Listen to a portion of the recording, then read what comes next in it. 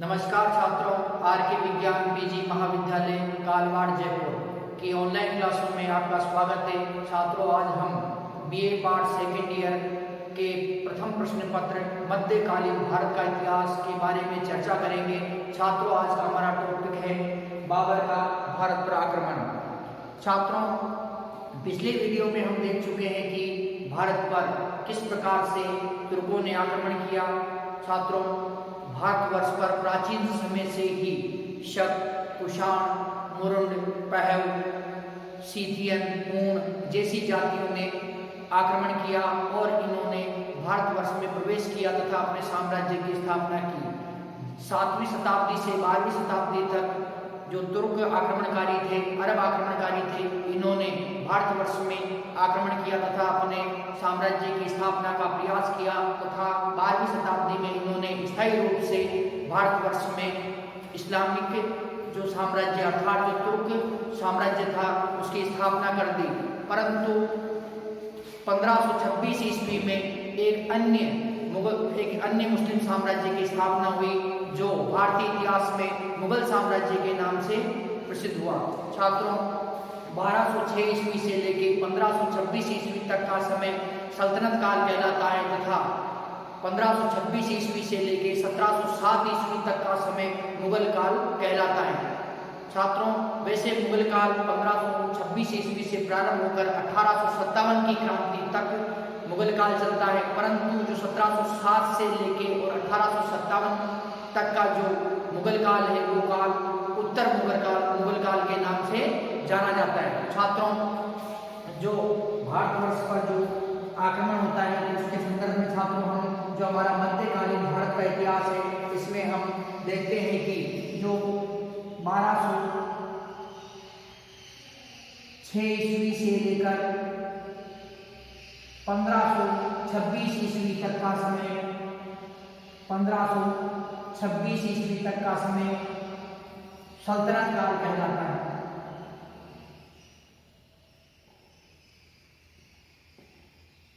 तथा 1526 ईस्वी से लेकर 1707 ईस्वी तक का समय मुगल काल कहलाता है। मुगल काल। छात्रों, कंफ्यूज होने की आवश्यकता नहीं है। मुगल काल जो है वास्तव में तो जो 1526 ईस्वी से लेकर और 1857 ईस्वी तक जब क्रांति होती है भारतवर्ष में 1857 की क्रांति, जब 1526 ईस्वी से लेकर 1857 ईस्वी तक का काल क्या है? मुगल काल। मुगल काल। परंतु इस मुगल काल को दो भागों में बांटा गया है। दो भागों में बांटा गया।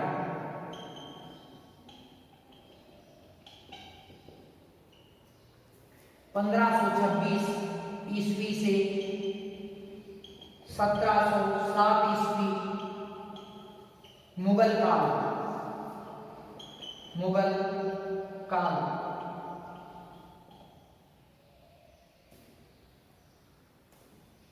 1707 ईस्वी से 1857 ईस्वी तक का काल उत्तर मुगल काल।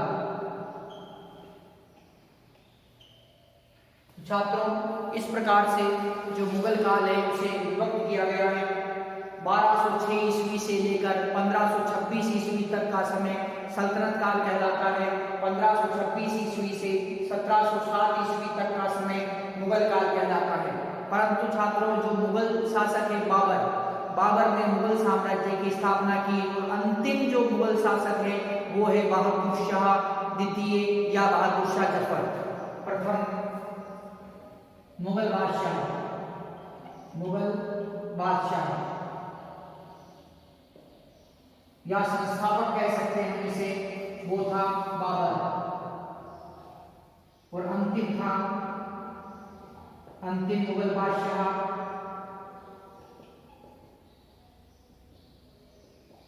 वो था छात्रों बहादुर शाह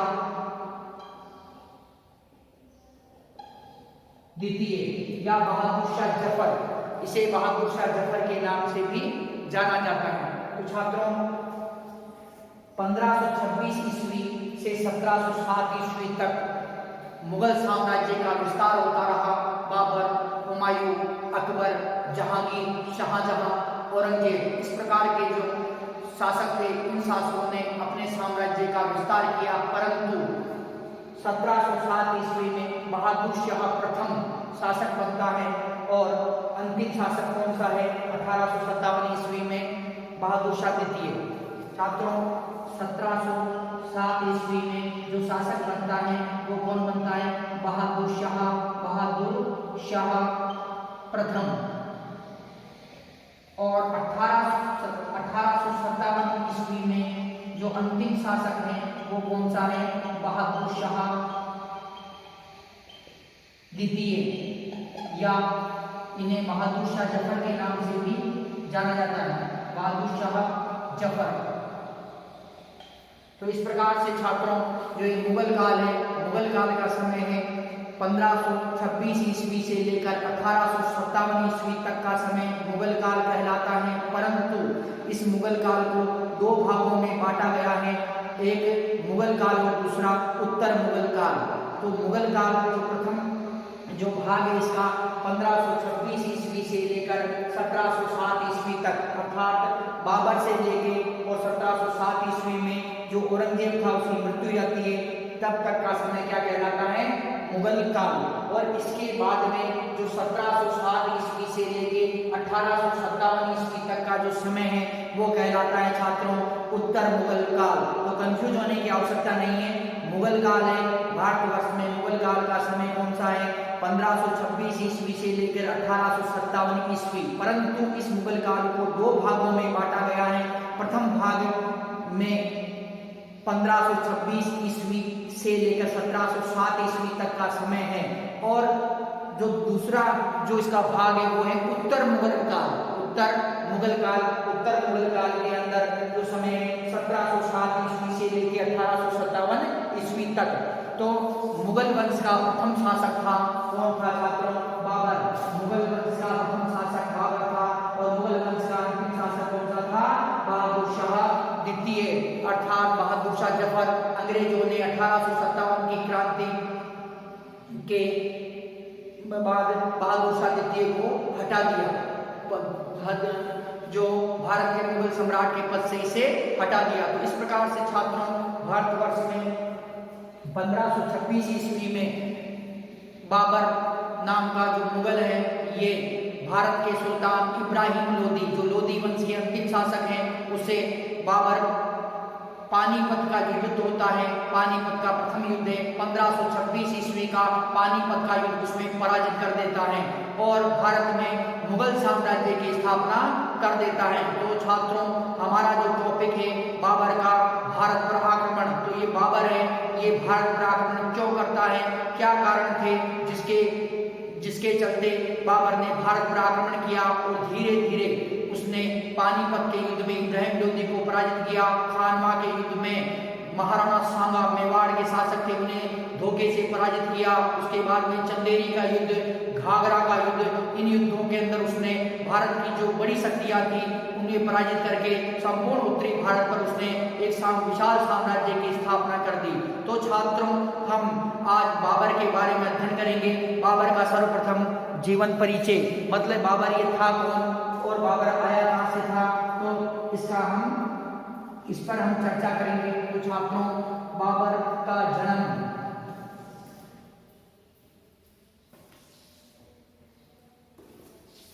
बाबर का जन्म 14 फरवरी 1483 ईस्वी, 14 फरवरी 1483 ईस्वी। पिता मिर्जा उमर शेख, मिर्जा उमर शेख।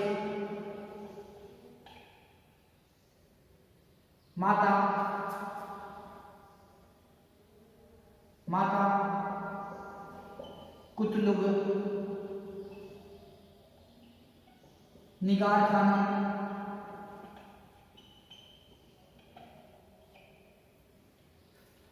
जन्म स्थान बाबर का फरगान फरगना, फरगना के नाम से भी ये जाना जाता है। फरगना कहाँ पर है? मध्य एशिया, मध्य एशिया के अंदर ये फरगना स्थित है। उपाधि मिर्जा, ये पैतृक उपाधि थी इसकी। इसके पिता, इसके दादा परदादा जो भी शासक थे सभी इसी प्रकार की उपाधि लगाते थे। तो ये क्या थी? पैतृक उपाधि, पैतृक उपाधि। दूसरी उपाधि थी इसकी बादशाह या बादशाह। गाजी, खानवा युद्ध के बाद में इसने जो मेवाड़ के राणा सांगा से खानवा युद्ध हुआ छात्रों, उसके बाद में इसने गाजी की उपाधि धारण की। खानवा युद्ध के बाद गाजी की उपाधि इसने धारण की। छात्रों, जो इसका पिता है मिर्जा उमर शेख, मिर्जा उमर शेख,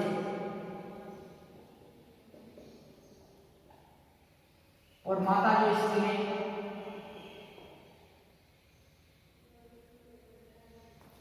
मिर्जा उमर शेख इसका पिता है, और माता इसकी है कुतलुब निगार खानम।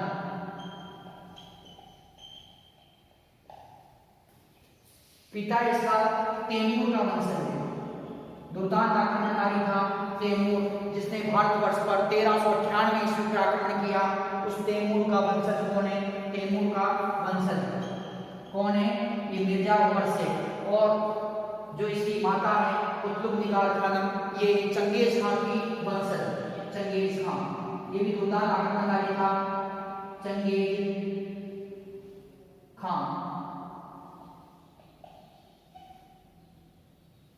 चंगेज खान तो मिर्जा उमर से तैमूर का वंशज है, और कुतुब निगार खान है वो चंगेज खान के वंशज है।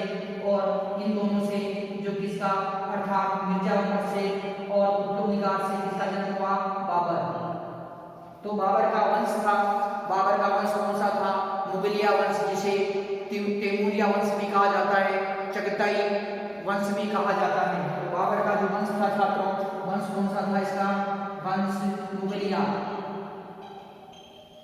मुगलिया वंश।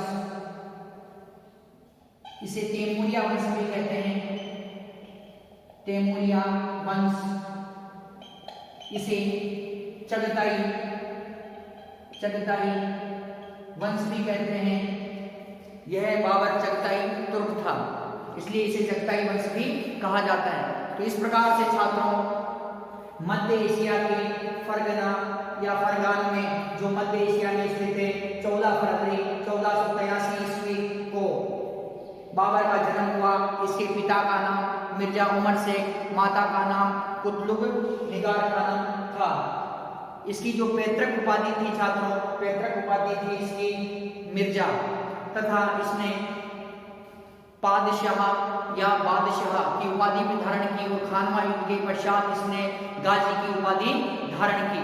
यह इसका पिता जो था तैमूर का वंशज था, जबकि इसकी माता थी वो चंगेज खान की वंशज थी। अर्थात दोनों इसमें ब्लड थे, तैमूर के वंश का भी इसमें ब्लड था और चंगेज खान के वंश का भी इसमें ब्लड था।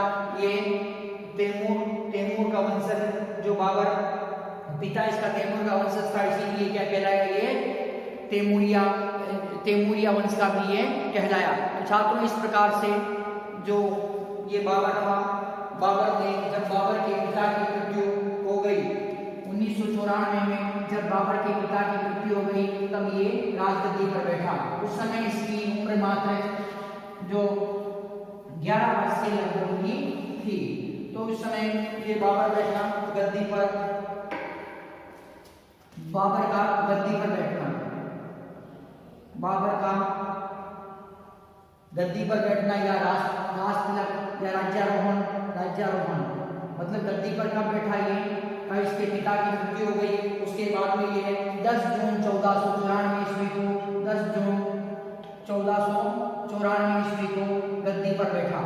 इस समय इसकी आयु थी लगभग 11 वर्ष, लगभग 11 वर्ष इसकी आयु थी।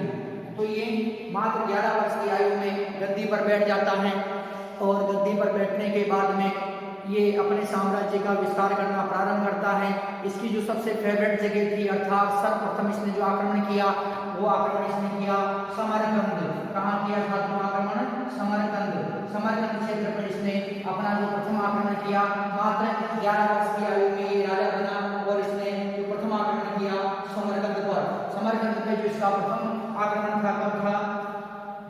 1494 में राजा बन जाता है मात्र 11 वर्ष की आयु में। उसके बाद में अपना विजय अभियान का ये निश्चय करता है। तो समरकंद को क्या करता है छात्रों? ये चुनता है और समरकंद पर ये आक्रमण कर रहा है। कब कर रहा है? 1494 ईस्वी प्रथम आक्रमण समरकंद पर। प्रथम आक्रमण कब हो रहा है? 1494 ईस्वी। 1494 ईस्वी में प्रथम आक्रमण होता है। द्वितीय आक्रमण ये करता है छात्रों 1501 ईस्वी। तृतीय आक्रमण, तीसरा आक्रमण ये करता है छात्रों तृतीय आक्रमण 1510 ईस्वी में करता है छात्रों। तो इस प्रकार से छात्रों इसने समरकंद पर 3 बार आक्रमण किए। प्रथम आक्रमण था इसका 1497, सॉरी छात्रों यहाँ आप डेट चेंज कीजिए, 1497 ईस्वी प्रथम आक्रमण इसने छात्रों किया 1497 ईस्वी में। द्वितीय आक्रमण छात्रों इसका हुआ 1501 ईस्वी में और तृतीय आक्रमण इसका 1510 ईस्वी में। 3 बार आक्रमण करता है परंतु तीनों ही बार ये क्या करता है? इसके पास में जो समरकंद नहीं टिकता है। प्रथम बार जो इसने आक्रमण किया मात्र 100 दिन, कितने दिन? मात्र 100 दिन समरकंद बाबर के पास में रहा और इसके हाथ से ये निकल जाता है।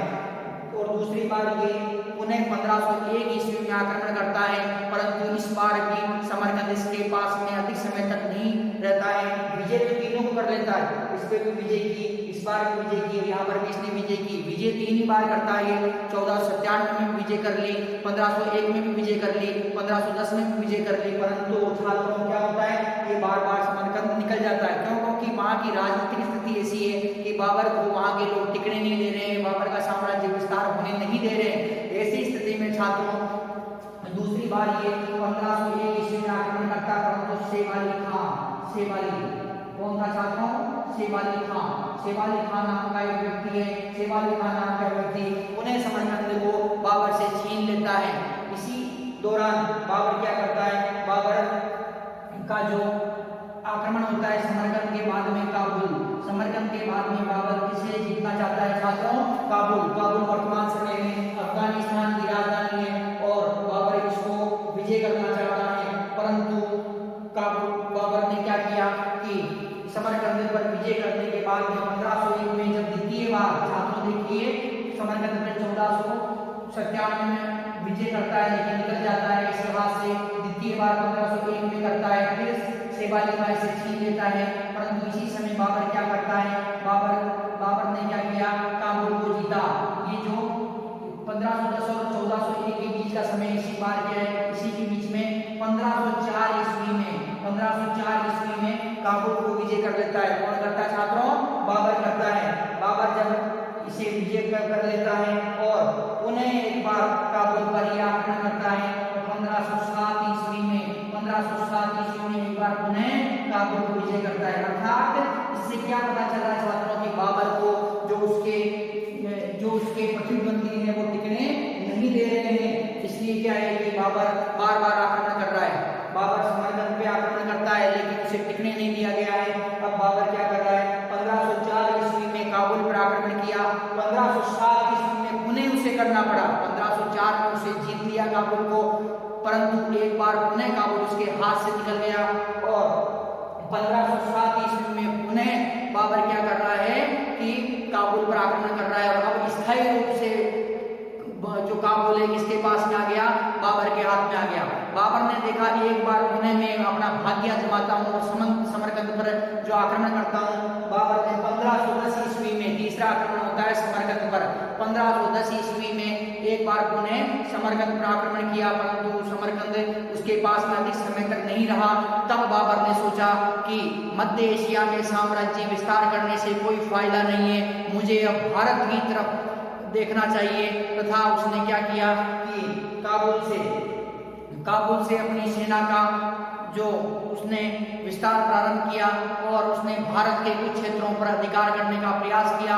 जब बाबर ने भारत पर आक्रमण किया उस समय भारत पर लोदी वंश का शासक इब्राहिम लोदी शासन कर रहा था। छात्रों कौन कर रहा था, इब्राहिम लोदी वंश का अंतिम शासक है, भारतवर्ष पर शासन कर रहा था। अब भारत पर बाबर जो आक्रमण कर रहा है, बाबर का भारत पर जो आक्रमण होता है वो होता है सर्वप्रथम 1519 ईस्वी में। 1519 ईस्वी में उसका आक्रमण होता है। तो बाबर का छात्रों भारत पर आक्रमण, बाबर का भारत पर आक्रमण।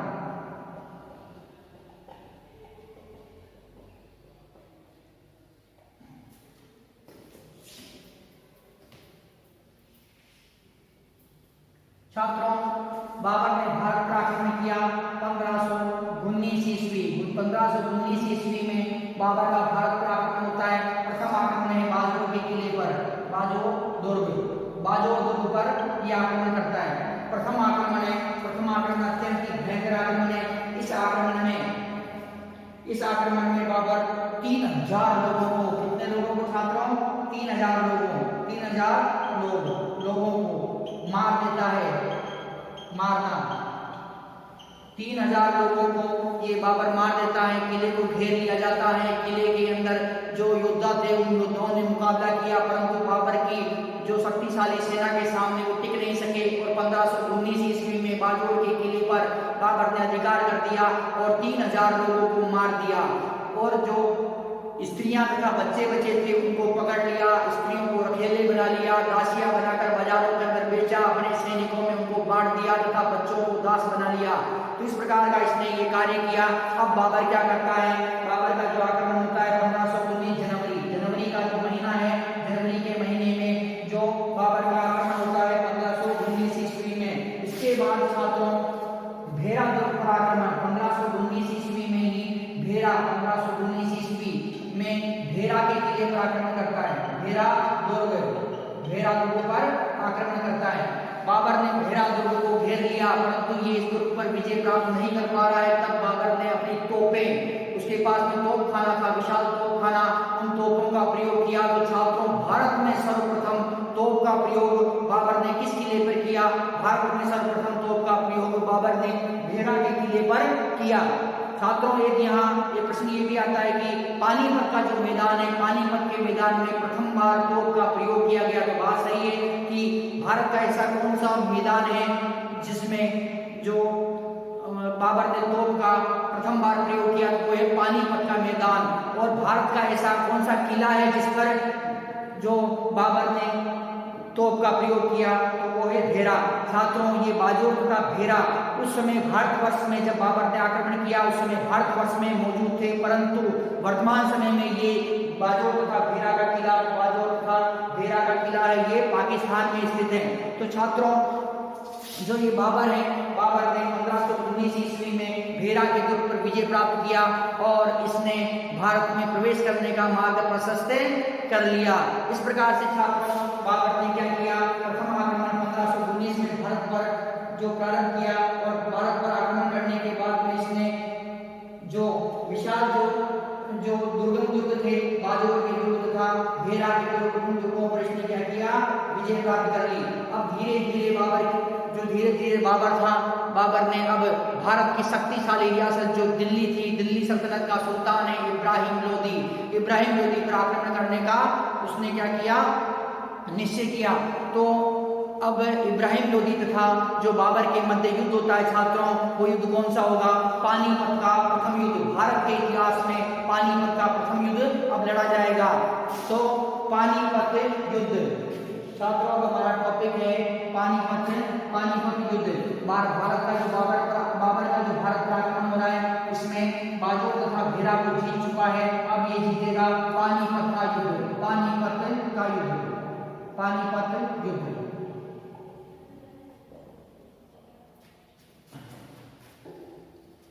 21 अप्रैल 1526 ईस्वी। 21 अप्रैल 1526 ईस्वी। पानीपत का मैदान कहां पर है? पानीपत का युद्ध मैदान हरियाणा। पानीपत का युद्ध मैदान कहां स्थित है छात्रों? हरियाणा। ये युद्ध किसके मध्य हो रहा है? बाबर तथा इब्राहिम लोदी कहां का शासक है छात्रों? दिल्ली का शासक। कौन है? दिल्ली का शासक इब्राहिम लोदी। इनके मध्य ये युद्ध हो रहा है।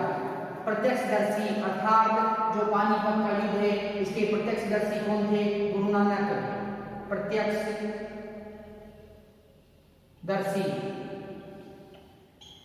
गुरु नानक देव। प्रत्यक्षदर्शी कौन थे छात्रों? गुरु नानक देव। पानीपत का जो युद्ध हो रहा है छात्रों इसमें ये इसके कारण क्या थे? इस युद्ध के कारण बाबर की साम्राज्यवादी नीति,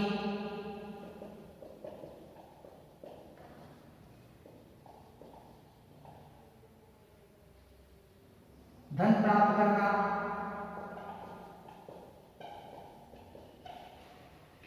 भारत पर आक्रमण का निमंत्रण, भारत पर आक्रमण का निमंत्रण, भारत पर आक्रमण का निमंत्रण। तो बाबर की साम्राज्यवादी नीति, भारत पर आक्रमण का निमंत्रण, धन प्राप्त करना, तो ये मतलब मुख्य कारण इसके थे। बाबर ने क्या किया कि साम्राज्यवादी विस्तारवादी नीति, बाबर समझ चुका था कि मध्य एशिया में बार बार समरकंद पर मैं अधिकार करता हूं और समरकंद मेरे हाथों से निकल जाता है, अर्थात मध्य एशिया में मैं अपने साम्राज्य का विस्तार नहीं कर पाऊंगा। तो उसने क्या किया? भारत की तरफ अपने साम्राज्य का विस्तार करने का प्रयास किया और इसी संदर्भ में उसने क्या किया कि भारत पर आक्रमण किया और पानीपत का युद्ध होने का एक प्रमुख कारण भी यह था। दूसरा कारण क्या था? धन प्राप्त करना। बाबर ये जानता था कि समय समय पर जिस आक्रमणकारी ने भारत पर आक्रमण किया है, भारत पे जो आक्रमण करके उसने अतुल धन संपदा प्राप्त किए। भारत के मंदिरों में, भारत के बाजारों में, भारत के लोगों के पास में अतुल धन संपदा विद्यमान है। तो ये मैं धन संपदा प्राप्त कर सकता हूं, परंतु उसके लिए मुझे क्या करना पड़ेगा? भारतवर्ष पर आक्रमण करना पड़ेगा। भारतवर्ष पर आक्रमण करना पड़ेगा। और भारत पर एक कारण ये भी था, भारत पर आक्रमण का निमंत्रण। बाबर को भारत पर आक्रमण का निमंत्रण दिया। बाबर की जो पुस्तक है बाबरनामा, जिसे तुजुक-ए बाबरी या तुजुक-ए बाबरी के नाम से भी जाना जाता है, इस पुस्तक में बताया, बाबर स्वयं कहता है कि दौलत खान लोदी तथा मेवाड़ के महाराणा सांगा ने मुझे इब्राहिम लोदी पर आक्रमण का निमंत्रण दिया, ये बताता है। तो भारत पर जो आक्रमण का इसे निमंत्रण दिया गया था। इसके अतिरिक्त बाबर क्या है कि स्थायी साम्राज्य की स्थापना करना चाहता था। स्थायी साम्राज्य की स्थापना।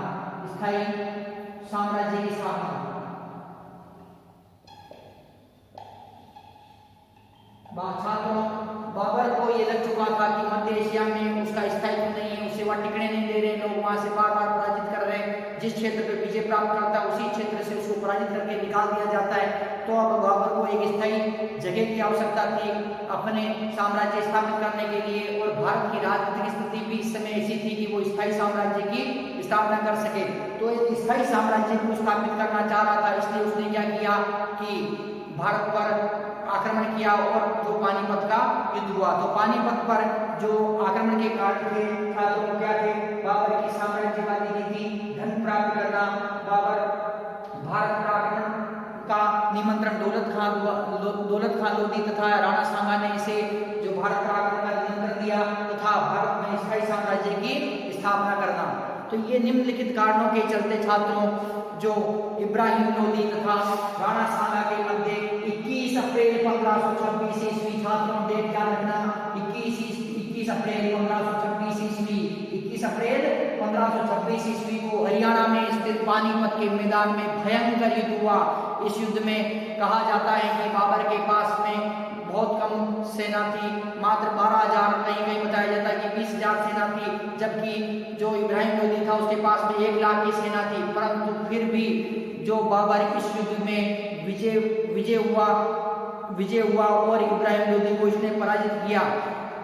तो छात्रों जो ये 21 अप्रैल 1526 ईस्वी को ये युद्ध हो रहा है, इस युद्ध में बाबर ने उस्मानी विधि तथा तुर्गुमा पद्धति या तुर्गुमा विधि का प्रयोग किया तथा बाबर ने इसमें अपनी तोपों का प्रयोग किया। बाबर का सेनापति इस युद्ध में बाबर का जो सेनापति था वो सेनापति था इसमें अब्दुल अजीज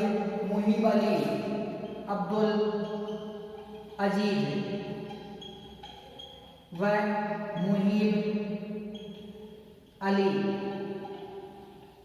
तोपखाने का प्रमुख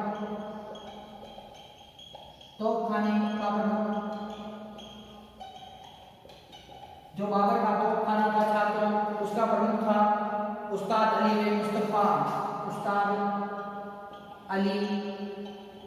व मुस्तफा। छात्रों जो बाबर था, बाबर ये जानता था कि इब्राहिम लोदी के पास में विशाल सेना है और इससे जीतना आसान नहीं है, और इब्राहिम लोदी भी अपनी पूरी तैयारी के साथ में पानीपत के मैदान में पहुंच चुका था। बाबर ने इस युद्ध में एक अलग ही पद्धति, जो कि इब्राहिम लोदी तथा उसकी सेना नहीं जानते थे, उन पद्धतियों का उसमें उपयोग किया, उन विधियों का उपयोग किया, जैसे उस्मानी विधि क्या होती है छात्रों, दो गाड़ियों के बीच तोप रखकर तोपें जमाना तथा फायर करना, तथा जब दो बैलगाड़ियां होती है उनके बीच में तोपें रख दी जाती है तथा उससे अटैक किया जाता है। एक तो क्या है इससे कि आप जो सामने सेना खड़ी है शत्रु सेना, वो भाप नहीं पाती है कि ये बैलगाड़ी पे बैठ के युद्ध करेंगे या ये बैलगाड़ियां किसी रसद सामग्री के लिए है, ये समझ जाती है, तथा उनके बीच में जो तोपें होती है वो तोपें फायर करती है, आक्रमण कर देती है। तो दो गाड़ियों के बीच में तोपें जमाने की विधि क्या कहलाती है, उस्मानी विधि। दो गाड़ियों के बीच में तोपें जमाने की विधि क्या कहलाती है छात्रों, उस्मानी विधि। और जो तुर्गुमा पद्धति है, तुर्गुमा पद्धति के अंदर सेना होती है, सेना को विभिन्न भागों में बांट दिया जाता है तथा मैदान में पहुंचकर खाइयां खोद दी जाती है, खाइयों को बुने घास फूस पत्ते तथा पेड़ों से ढक दिया जाता है, ताकि शत्रु सेना जब भी आक्रमण करेगी तब उसमें जैसे ही आक्रमण करेगी तो उनके घोड़ों का, उनके हाथियों का खोदी हुई खाई पर वजन पड़ेगा और उससे खाई के अंदर गिर जाएंगे। छात्रों खड्डे खोद दिए और उन्हें क्या ढक दिया, ढकने के बाद में जब पता ही नहीं चलता उसमें मिट्टी ढक दी, घास फूस के पत्ते रख दिए उस पर, जब सेना आक्रमण करके आ रही है तो उस घोड़े तथा या हाथी उनकी सेना के तो उस खड्डे पर जैसे ही पैर रखेंगे वो अंदर गिर जाएंगे और जो बाबर की सेना होगी वो उनकी हत्या कर देगी। इस प्रकार से उसने क्या किया कि तुर्गुमा पद्धति के चलते चक्रव्यूह की रचना बनाई, अपनी सेना को अलग अलग भागों में बांट दिया तथा मैदान में खड्डे खोदे, खैया खोदी तथा उन्हें घास फूस पत्तों तथा पेड़ों से ढक दिया। तो इस प्रकार की विधि का उसने उपयोग किया। दो गाड़ियों के बीच में तोपें रखकर उसने तोपों को जमाया और उससे फायर किए, आक्रमण किया उससे। इसी विधि को उस्मानी विधि कहा जाता है। तो इस उस्मानी विधि का भी बाबर ने प्रयोग किया। बाबर की सेना का जो पानीपत के युद्ध में सेनापति था छात्रों को कौन था, अब्दुल अजीज और मुहीब अली, अब्दुल अजीज व मुहीब अली। तो बाबर की सेना का जो सेनापति था छात्रों को कौन था, अब्दुल अजीज व मुहीब अली। कौन कौन थे छात्रों, अब्दुल अजीज व मुहीब अली। तोप खाने का प्रमुख, जो बाबर की जो तोपें थी, तोपों को चलाने वाला, तोपों को सिस्टमेटिक ढंग से जमाने वाला मैदान में, वो कौन थे, उस्ताद अली व मुस्तफा। उस्ताद अली व मुस्तफा ये दो तोपची थे, तोप चलाने वाले, तोप खाने के इंचार्ज। इन्होंने पानीपत के युद्ध में तो अपनी तोपों को जमाया तथा शत्रु सेना पर जो प्रहार किया। 21 अप्रैल 1526 ईस्वी को बाबर तथा इब्राहिम लोदी, जो भारत का अंतिम लोदी सुल्तान है, भारत का यह अंतिम सुल्तान भी है, तो बाबर तथा इब्राहिम लोदी के मध्य 21 अप्रैल 1526 ईस्वी को हरियाणा में स्थित पानीपत के मैदान में भयंकर युद्ध होता है। इस युद्ध में इब्राहिम लोदी वीरता पूर्वक युद्ध करता हुआ मारा जाता है और इस युद्ध में जो सेना अधिक है इब्राहिम लोदी की, परंतु बाबर से पराजित हो गया। कारण क्या है कि आग उगलने वाली जो तोपें थी, तोपों का मुकाबला इब्राहिम लोदी नहीं कर पाया। इब्राहिम लोदी के पास में तोप जैसे अत्याधुनिक वेपन्स उसके पास नहीं थे, इसलिए क्या है कि इब्राहिम लोदी पराजित हो गया और बाबर ने इस युद्ध में इसको पराजित करके दिल्ली तथा उसके आसपास के क्षेत्रों तथा आगरा, जो आगरा बड़ा नगर था, उस आगरा पर उसने अधिकार कर लिया। दिल्ली तथा आगरा तथा उसके आसपास के क्षेत्रों पर उसने अधिकार कर लिया। जो युद्ध होता है, कहा जाता है छात्रों, इस युद्ध के जो प्रत्यक्षदर्शी थे अर्थात इसको देखने वाले थे वो कौन थे? गुरु नानक देव। उसको देखने वाले कौन थे? गुरु नानक देव। तो इस प्रकार से बाबर ने भारत की जो शक्तिशाली जो रियासत थी, दिल्ली रियासत है, उसका जो सुल्तान था, तुर्की सुल्तान, जो वो था इब्राहिम लोदी। छात्रों, जो भारतवर्ष में जो गुलाम वंश, खिलजी वंश, तुगलक वंश, सैयद वंश हुए हैं, इनके बाद में जो ये लोदी वंश हुआ, ये क्या थे? अफगान अर्थात अफगानिस्तान के मुस्लिम जो शासक थे, उन्होंने क्या किया कि यहाँ पर ये बहलोल लोदी द्वारा जो लोदी वंश की स्थापना की गई थी। उसके बाद में सिकंदर लोदी हुआ, उसके बाद में जो इब्राहिम लोदी हुआ। इब्राहिम लोदी अंतिम शासक था। भारतीय इतिहास में इब्राहिम लोदी प्रथम ऐसा सुल्तान है जो किसी युद्ध में मारा गया। आज तक कोई भी सुल्तान, चाहे कुतुबुद्दीन ऐबक हो, चाहे इल्तुतमिश हो, चाहे अलाउद्दीन खिलजी हो, मोहम्मद बिन तुगलक हो, फिरोज तुगलक हो, बहलोल लोदी हो, सिकंदर लोदी हो, ये कोई भी युद्ध के अंदर जो लड़ते हुए मारे नहीं गए, परंतु जो इब्राहिम लोदी था, इब्राहिम लोदी भारत का प्रथम ऐसा सुल्तान है, प्रथम ऐसा सुल्तान जो युद्ध करते हुए वीरगति को प्राप्त हुआ, प्रथम ऐसा सुल्तान जो युद्ध करते हुए वीरगति को प्राप्त हुआ, वीरगति को प्राप्त हुआ। कौन था?